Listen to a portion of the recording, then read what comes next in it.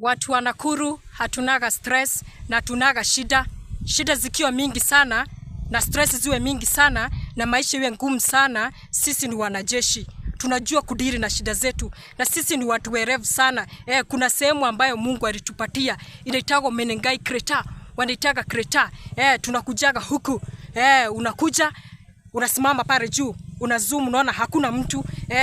Unajirusha, unakufia huku, maisha yako inaishia huku. Wewe ukisikia mtu amekuja out Crater, hakuna mtu amekuja huku, hakuna vitu vinafurahisha. Wewe ni nini unaona hata wewe inafurahisha hapa hivi? Ni nini wewe unaona? Kila mtu amekuja kuangalia sehemu yake. Nitajirushia huko ama huko. Vitu kama hizo na tunaendelea vizuri. Kuna wenye walikuja last week, kuna wenye watakuja next week na hiyo wiki nyingine. And we are at peace waiting for your beloved Messiah. Na nyinyi watu wa hizi nchi zingine na sehemu zingine za nchi, mwache kuja kutuambia shida zenu kwa social media. Mkae mkijua kila mtu ana shida zake.